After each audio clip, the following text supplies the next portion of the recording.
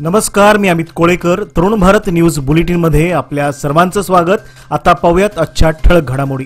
बेळगाव महापालिकेच्या आज झालेल्या सर्वसाधारण सभेत महाराष्ट्र एकीकरण समितीच्या नगरसेवकांनी मराठी भाषेतील परिपत्रकासाठी आवाज उठवला. नगरसेवक रवी साळुंखे, शिवाजी मंडोळकर आणि वैशाली भातकांडे यांनी परिपत्रके मराठीत न दिल्यास सभेत भाग न घेण्याचा निर्धार व्यक्त करत सभात्याग केला. आम्हाला उपकार नकोत, हक्काचे अधिकार हवेत, असे स्पष्ट शब्दात त्यांनी सांगितले. त्यांच्या या भूमिकेमुळे सभागृहात क्षणिक गोंधळ निर्माण झाला आणि अखेर सभा तहकूब करण्यात आली. सत्ताधारी पक्षातील मराठी नगरसेवकांनी मात्र या मागणीवर मौन बाळगल्याने नाराजीचा सूर उमटला. महापौरांच्या शासकीय वाहनावरील मराठी पाटी हटवण्याच्या पार्श्वभूमीवर महापालिकेचे कानडीकरण सुरू असल्याचा आरोपही समितीने केला. आम्ही कानडी भाषेचे विरोधक नाही, पण मराठी भाषेला डावलले जाऊ नये असा इशारा त्यांनी दिला. या घडामोडीमुळे मराठी भाषिक जनतेमध्ये संतापाचे वातावरण निर्माण झाले आहे. महापालिकेतील परिपत्रके मराठी भाषेत द्यावीत या मागणीसाठी महाराष्ट्र एकीकरण समितीच्या नगरसेवकांनी आज सभात्याग केला. त्यांच्या या ठाम भूमिकेमुळे सभागृहात क्षणिक गोंधळाचे वातावरण निर्माण झाले होते. सभात्यागानंतर बेळगाव उत्तरचे आमदार आसिफ सेठ यांनी तातडीने मराठी भाषिकांची बैठक घेतली आणि त्यांच्या भावना समजून घेत तुमची मागणी योग्य असून ती मार्गी लावण्यासाठी योग्य तो निर्णय घेतला जाईल अशी हमी दिली. या बैठकीदरम्यान नगरसेवकांनी स्पष्टपणे सांगितले की मराठी भाषा ही आमच्या अस्मितेचा आणि जिव्हाळ्याचा विषय आहे. कन्नड भाषेतून देण्यात येणारी प्रशासकीय परिपत्रके, आदेश आणि माहिती आम्हाला मराठी भाषेतूनही उपलब्ध होणे गरजेचे आहे, अशी विनंती त्यांनी आमदार सेठ यांच्याकडे केली. यावेळी जरी महाराष्ट्र एकीकरण समितीचे नगरसेवक संख्येने कमी असले तरी त्यांच्या दृढ भूमिकेमुळे संपूर्ण सभागृहात दबाव निर्माण झाला होता. केवळ 3 नगरसेवकांनी मराठीच्या मुद्द्यावर आवाज उठवत सर्वांनाच घाम फोडला, असे चित्र महापालिकेत आज पाहायला मिळाले. मराठी भाषिक जनतेकडून या निर्णयाचे आणि आंदोलनाच्या पावित्र्याचे स्वागत करण्यात येत आहे. बेळगाव महापालिकेच्या सभेत आज मराठी भाषिकांच्या हक्कासाठी आवाज बुलंद झाला. महाराष्ट्र एकीकरण समितीच्या नगरसेवकांनी महापालिकेची परिपत्रके मराठीत द्यावीत अशी जोरदार मागणी केली. या मागणीवरून सभागृहात गोंधळाचे वातावरण निर्माण झाले होते. यावेळी महाराष्ट्र भाजपचे नेते संग्राम कुपेकर यांनी ठाम भूमिका घेत स्पष्ट शब्दात सांगितले की डॉक्टर बाबासाहेब आंबेडकरांनी सर्व भाषांना समान अधिकार दिला आहे. मग बेळगावात मराठी भाषिकांना त्यांच्या भाषेतील परिपत्रके का नाकारली जात आहेत? काही मोजक्या कन्नड समर्थकांनी मराठी भाषेला विरोध दर्शवत संबंधित नगरसेवकांचे पद रद्द करण्याची मागणी केली. मात्र ही मागणी चुकीची आहे. मराठी भाषिक नागरिकांच्या अधिकारांसाठी मी कायम त्यांच्या सोबत उभा आहे, असे त्यांनी यावेळी स्पष्ट केले. येत्या 15 ऑगस्ट रोजी होणाऱ्या स्वातंत्र्य दिन कार्यक्रमाच्या पूर्वतयारी संदर्भात आज जिल्हाधिकारी कार्यालयाच्या मुख्य सभागृहात महत्त्वपूर्ण बैठक पार पडली. जिल्हाधिकारी मोहम्मद रोशन यांच्या अध्यक्षतेखाली ही बैठक आयोजित करण्यात आली होती. यावेळी अप्पर जिल्हाधिकारी, पोलीस उपायुक्त तसेच विविध विभागांचे अधिकारी उपस्थित होते. यंदा स्वातंत्र्य दिन हा राष्ट्रीय सण म्हणून नेहरू स्टेडियम बेळगाव येथे मोठ्या उत्साहात साजरा करण्यात येणार आहे. कार्यक्रमात थोर स्वातंत्र्य सैनिक, उत्कृष्ट खेळाडू, एनसीसी मध्ये उल्लेखनीय कामगिरी बजावणाऱ्या विद्यार्थ्यांचा सत्कार करण्यात येणार आहे. यावेळी पोलिसांचे पथसंचलन, सांस्कृतिक कार्यक्रम यांचाही समावेश असेल. या कार्यक्रमादरम्यान जिल्ह्याचे पालकमंत्री सतीश जारकिहोळी हे अध्यक्षस्थानी असणार आहेत. आज गुरुवारी बैठकीत जिल्हाधिकारी रोशन यांनी अधिकाऱ्यांना नियोजनबद्ध कार्यक्रम सादर करण्याच्या सूचना दिल्या. कोणतीही त्रुटी राहू नये यासाठी सर्व यंत्रणांनी समन्वय साधावा, असेही आदेश यावेळी बजावण्यात आले. शहरातील काही सामाजिक कार्यकर्त्यांकडून हा कार्यक्रम अत्यंत आगळ्या पद्धतीने साजरा करण्याबाबत सूचना करण्यात आल्या होत्या. त्यानुसार यंदाचा स्वातंत्र्य दिन एकता, देशभक्ती आणि उत्साहाने भरलेला असावा, यासाठी प्रशासन सज्ज असल्याचे यावेळी स्पष्ट करण्यात आले. गेल्या अनेक वर्षापासून रखडलेल्या बेळगाव पणजी राष्ट्रीय महामार्गाच्या कामावरून निर्माण झालेल्या नाराजीच्या पार्श्वभूमीवर केंद्रीय वाहतूक मंत्री नितीन गडकरी यांनी राज्यसभेत स्पष्टीकरण दिले आहे. जवळपास 20 किलोमीटरचा रस्ता पूर्ण झाल्यामुळे गणेबैल येथे टोल वसुली सुरू करण्यात आली असल्याचे गडकरी यांनी स्पष्ट केले. कंत्राटदार, स्थानिक नागरिकांकडून करण्यात येणाऱ्या अतिरिक्त भुयारी मार्ग व नुकसान भरपाईच्या मागण्या तसेच वारंवार रस्ते बंद केल्यामुळे महामार्गाचे काम रखडले आहे. बेळगाव ते गोवा हद्दीपर्यंत एकूण 52 किलोमीटर रस्त्यापैकी 71% काम पूर्ण झाले असून उर्वरित काम येत्या मार्च 2026 पर्यंत पूर्ण होईल, असा विश्वासही त्यांनी व्यक्त केला. कामात विलंब केल्याबद्दल संबंधित कंत्राटदाराला 3.2 कोटी रुपयांचा दंडही ठोठावण्यात आला आहे, असेही गडकरी यांनी सांगितले. महामार्गावरील काम जलद गतीने पार पाडावे यासाठी काही जोड रस्ते तात्पुरते बंद ठेवण्याची विनंती कर्नाटक सरकारला करण्यात आली आहे, अशी माहितीही त्यांनी दिली. स्मार्ट सिटी प्रकल्प अंतर्गत बेळगावातील टिळकवाडी भागात पूर्वीच्या कला मंदिर जागी नव्याने उभारण्यात आलेल्या नव्या स्मार्ट कमर्शियल मॉलचे उद्घाटन अलीकडे मुख्यमंत्री सिद्धरामय्या यांच्या हस्ते करण्यात आले. 2021 मध्ये सुरू झालेला हा प्रकल्प 2025 मध्ये पूर्ण झाला असला तरी मॉलमधील गाळे अद्याप गरजू आणि गोरगरिबांना वितरित करण्यात आलेले नाहीत, असा आरोप शहरातील आम आदमी पक्षाच्या वतीने करण्यात आला। आज गुरुवारी बोलवण्यात आलेल्या पत्रकार परिषदेत आपचे जिल्हाध्यक्ष विजय पाटील यांनी प्रशासनावर ताशेरे ओढत गाळ्यांचा लवकरात लवकर आणि पारदर्शक पद्धतीने वाटप करण्याची मागणी केली। अन्यथा तीव्र आंदोलनाचा इशारा देत गरज पडल्यास रास्ता रोको आंदोलन करण्याचे संकेत दिले। यावेळी आम आदमी पक्षाचे रिजवान मकानदार, सुधीर नेसरकर आदी पदाधिकारी उपस्थित होते। पिरणवाडी नगरपंचायत हद्दीतील खादरवाडी येथील सर्वे क्रमांक 407 ते 450 बार 6 दरम्यानच्या जमीन वादाची सखोल चौकशी करून न्याय मिळवून द्यावा अशी मागणी आज शेतकरी व ग्रामस्थांनी पोलीस आयुक्त भूषण बोरसे यांच्याकडे निवेदनाद्वारे केली। शेतकरी नेते रमाकांत कोंडोस्कर यांच्या नेतृत्वाखाली ग्रामस्थांनी वादातील स्थानिक लोकप्रतिनिधींच्या हस्तक्षेपाची सविस्तर माहिती दिली। कोंडोस्कर यांनी संपूर्ण गावाला न्याय मिळवून देण्याची विनंती केली। पोलीस आयुक्त भूषण बोरसे यांनी निवेदन स्वीकारून योग्य ती कारवाई करण्यात येईल असे आश्वासन दिले। यावेळी महिलांसह शेतकरी मोठ्या संख्येने उपस्थित होते। बेळगाव महापालिकेच्या विरोधी पक्षनेतेपदी काँग्रेसचे नगरसेवक सोहेल संगोळी यांची निवड करण्यात आली आहे। आज झालेल्या महापालिकेच्या सर्वसाधारण सभेत त्यांच्या निवडीची अधिकृत घोषणा महापौर मंगेश पवार यांनी केली। या निवडीसाठी बेळगाव उत्तरचे आमदार राजू सेठ यांनी पुढाकार घेतला। संगोळी यांच्या नेतृत्वाची काँग्रेस पक्षाने एकमताने शिफारस केल्यानंतर त्यांना विरोधी गट नेतेपद देण्यात आले। सभागृहात निवडीची घोषणा होताच सर्व नगरसेवकांनी टाळ्यांच्या गजरात सोहेल संगोळी यांचे अभिनंदन केले। यावेळी अनेकांनी त्यांच्या कार्यक्षमतेचे कौतुक करत त्यांच्या नेतृत्वाखाली विरोधी पक्षाचा आवाज प्रभावीपणे उठवला जाईल असा विश्वास यावेळी व्यक्त केला। संगोळी यांनी विरोधी पक्षाचे प्रतिनिधित्व करताना जनतेच्या प्रश्नांना प्राधान्य देण्याचे आश्वासन दिले। बेळगाव महानगरपालिकेत आज मराठी नगरसेवकांनी परिपत्रिके मराठीत देण्याची मागणी केली असता विरोधकांनी गोंधळ घालून त्यांना सभागृहात बोलण्यापासून रोखले।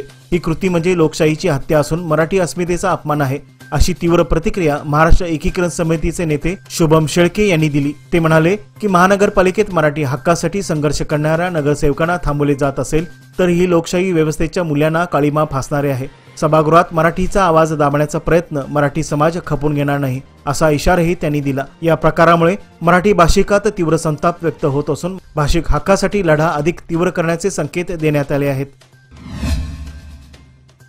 सीमा भागात कर्नाटक सरकारने सरकारी कार्यालये आणि सार्वजनिक ठिकाणी फक्त कन्नड भाषेतील फलक लावण्याची सक्ती केली आहे। त्यामुळे मराठी व इंग्रजी फलक हटवले जात असून सरकारी कामकाजही केवळ कन्नडमध्येच केले जात आहे। यामुळे मराठी भाषिकांमध्ये असंतोष वाढला आहे। मराठी भाषिक अल्पसंख्याक आयोगाच्या निर्देशांचाही भंग होत असून याच्या निषेधार्थ मध्यवर्ती महाराष्ट्र एकीकरण समितीच्या वतीने उद्या शुक्रवारी 25 जुलै रोजी सकाळी 11 वाजता जिल्हाधिकाऱ्यांना निवेदन देण्यात येणार आहे। यावेळी मराठी भाषिकांनी मोठ्या संख्येने सहभागी व्हावे असे आवाहन समितीचे कार्याध्यक्ष माजी आमदार मनोहर किनेकर व सरचिटणीस मालोजी अष्टेकर यांनी केले आहे। या मान्सून मध्ये मिळवा सुरक्षित साथ, कमी कालावधीत उत्तम व्याज। सादर आहे लोक मान्सून ठेव योजना। मिळवा 500 दिवसांच्या ठेवीवर 10.25% व्याज। ज्येष्ठ नागरिकांसाठी 0.50% अधिक व्याज। अधिक माहितीसाठी आमच्या नजीकच्या शाखेला भेट द्या किंवा कॉल करा 1800-212-4050। लोकमान्य, प्रत्येक पावलावर तुमच्या सोबत। योजना फक्त सभासदांकरिता, नियम व अटी लागू। आज चौगलेवाडी अर्बन हेल्थ सेंटर येथे ई रोटरी क्लबच्या वतीने गरोदर महिला आणि लहान मुलांच्या आरोग्यविषयक जागरूकतेसाठी विशेष कार्यक्रमाचे आयोजन करण्यात आले। या उपक्रमाला ई रोटरी क्लबच्या अध्यक्षा कविता कणगणी, सचिव शिल्पा खडक तसेच सुप्रसिद्ध डॉक्टर अनिल पाटील, डॉक्टर प्रकाश फडणीस आणि डॉक्टर अनिता उमदी यांनी उपस्थिती दर्शविली। कार्यक्रमाचे प्रास्ताविक वैद्यकीय अधिकारी डॉक्टर राजश्री पाटील यांनी केले। त्यांनी रोटरी क्लबच्या सामाजिक उपक्रमांचे कौतुक करत भविष्यात आरोग्यविषयक उपक्रमासाठी सहकार्याची तयारी दर्शविली। या कार्यक्रमात डॉक्टर उमदी यांनी महिलांनी गरोदरपणात घ्यावयाची काळजी, पोषणाचे महत्त्व, नियमित तपासण्यांचे फायदे तसेच बालकाच्या आरोग्यविषयक बाबीवर सविस्तर मार्गदर्शन केले। उपस्थित महिलांनी या सत्राला उत्स्फूर्त प्रतिसाद दिला। केंद्रीय रेल्वे मंत्री अश्विनी वैष्णव यांनी बेळगाव बेंगळूर वंदे भारत एक्सप्रेस लवकरच सुरू होणार असल्याची माहिती दिली आहे। आवश्यक डबे उपलब्ध होताच तातडीने रेल्वे संचालन सुरू करण्यात येईल असे त्यांनी स्पष्ट केले। केंद्रीय ग्राहक व्यवहार मंत्री प्रल्हाद जोशी, रेल्वे राज्यमंत्री व्ही सोमण्णा यांच्या उपस्थितीत झालेल्या बैठकीत खासदारांनी बेळगाव रेल्वे विकासासाठी विविध मागण्या मांडल्या। या बैठकीत बेळगाव मिरज विशेष गाडीला लवकरच पॅसेंजर दर्जा देण्याचा निर्णय घेण्यात आला। तसेच घटप्रभा स्थानकातील कामांची धीम्या गतीबाबतही मंत्री वैष्णव यांनी तातडीने पाहणी करून कारवाईचे आदेश दिले। या निर्णयामुळे उत्तर कर्नाटकातील प्रवाशांना मोठा दिलासा मिळणार आहे। बैठकीस भाजप नेते, स्थानिक पदाधिकारी व रेल्वेचे वरिष्ठ अधिकारी उपस्थित होते। खानापूर तालुक्यात आज सकाळी एक धक्कादायक अपघात घडला। हालसाल बिजगर्णी आणि अनगडी परिसरातील शाळेची बस नादुरुस्त झाल्याने विद्यार्थ्यांना दुधाच्या टेम्पोमधून शाळेस नेले जात होते। मात्र चन्नेवाडीहून नंदगडच्या दिशेने जात असताना पुलावर चालकाचे टेम्पोवरील नियंत्रण सुटल्याने टेम्पो उलटला। यामध्ये काही विद्यार्थी नाल्याच्या पाण्यात तर काही विद्यार्थी रस्त्यावर पडून जखमी झाले। जखमी विद्यार्थ्यांना तात्काळ उपचारासाठी बेळगाव येथील रुग्णालयात दाखल करण्यात आले असून पुढील तपास सुरू आहे। या प्रकारामुळे शालेय वाहतुकीच्या सुरक्षेबाबत गंभीर प्रश्न उपस्थित झाला आहे। बेळगाव शहरातील लोकायुक्त कार्यालयाच्या समोर असलेल्या झाडांच्या फांद्या विद्युत तारांना सतत स्पर्श करत असल्याने संभाव्य अपघाताचा धोका निर्माण झाला होता। याची दखल घेत आज गुरुवारी संबंधित विभागाने धोकादायक झाडांची छाटणी करून विद्युत सुरक्षेसाठी महत्त्वाची कारवाई केली। या कारवाईमुळे परिसरातील नागरिकांनी समाधान व्यक्त केले असून वीज पुरवठा सुरळीत राहावा आणि अपघात टाळावा या दृष्टीने वेळेवर पाऊल उचलल्याबद्दल महावितरण आणि नगर प्रशासनाचे आभार मानले आहेत। शहरातील इतर भागातील अशा धोकादायक झाडांचीही तपासणी करून आवश्यक ती छाटणी लवकरच केली जाईल असे संबंधित अधिकाऱ्यांनी सांगितले।